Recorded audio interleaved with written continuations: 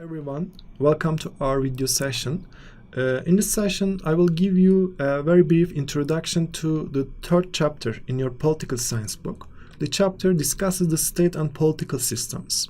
So let me start with learning outcomes.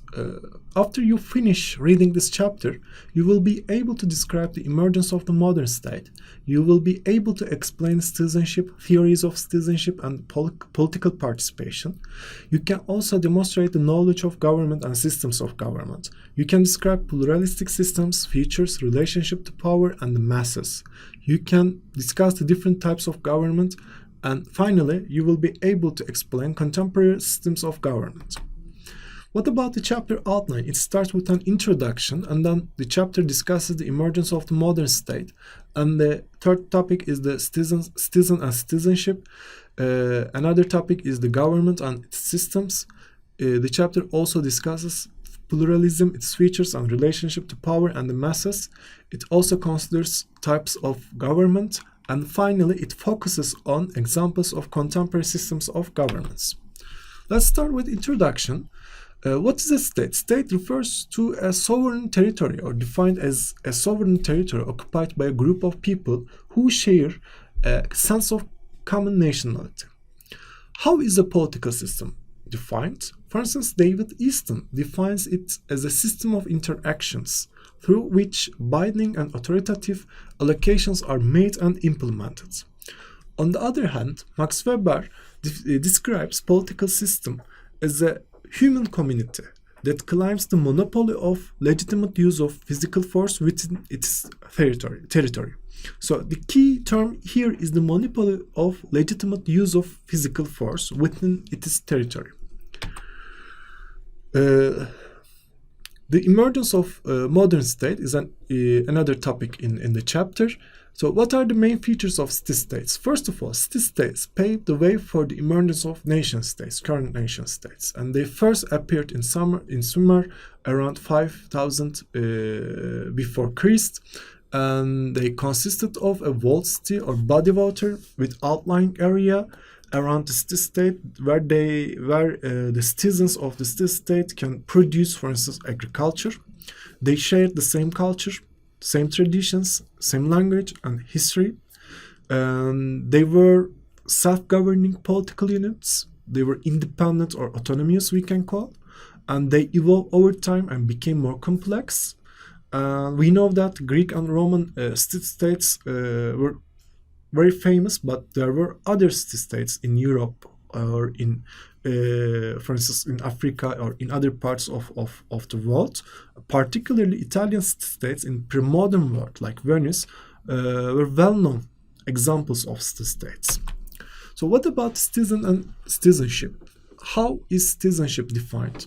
It refers to the privilege of membership of a political community. It gives you a privilege of membership of a political community when you become a citizen of a particular state.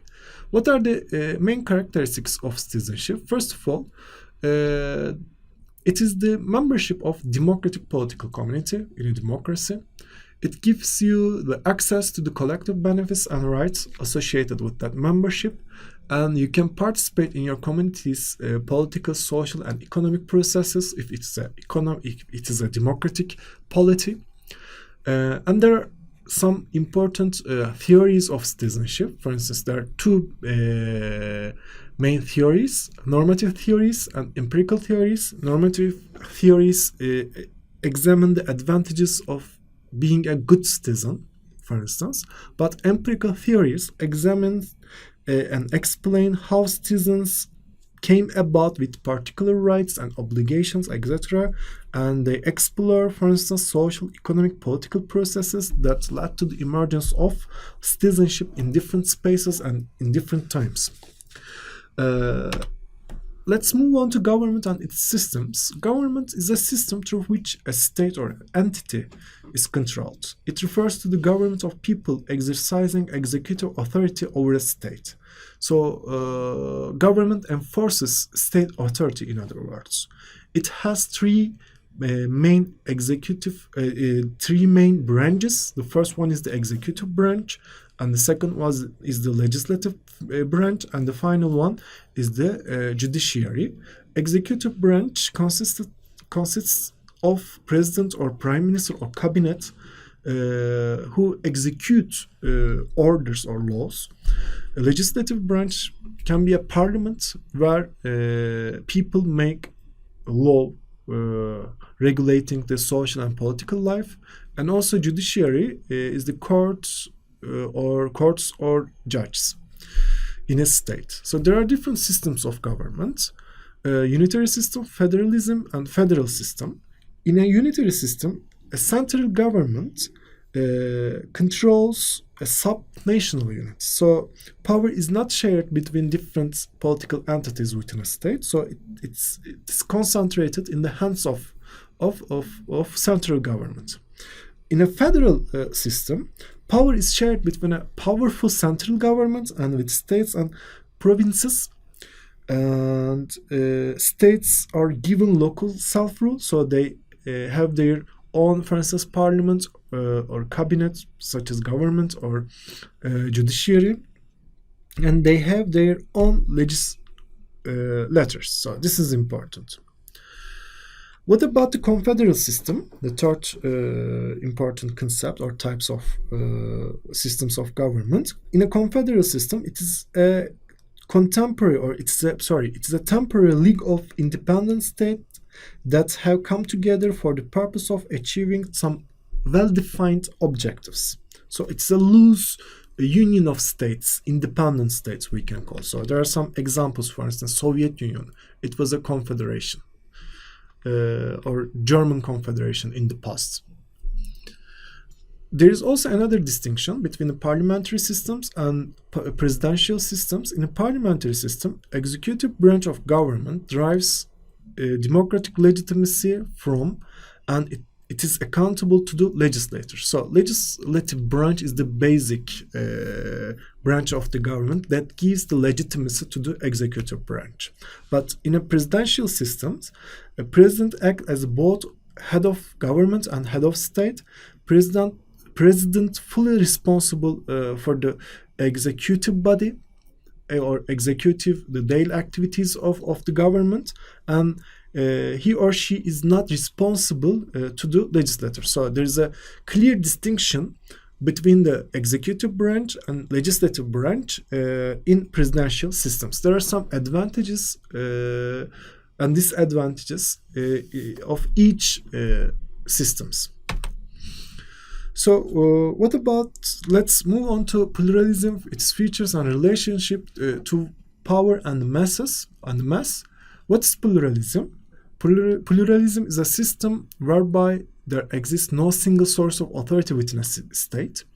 In a pluralistic systems, they originate from ancient Greece. There were some philosophers who supported pluralistic systems, such as Democritus and Epicurus in ancient world. And we know that in contemporary world, American pluralism, in terms of democracy, race, religion, and ethnicity, is an important example. What are the basic characteristics? First of all, in a pluralistic systems, a multiplicity of small groups dominate the system. So there are multiple small groups that dominate the system, and these groups are politically autonomous. There is a degree of equilibrium balance within the system. Logically, these pluralistic systems are open, and these groups are open. And each group tries to find some public support in order to reinforce or in order to foster their own claims. So let's move on to types of governments. There are like different types of government that are covered in your book. The first one is monarchy, and the second one is dictatorship, democracy, oligarchy, autocracy, authoritarianism, totalitarianism, theocracy, anarchy, and republic.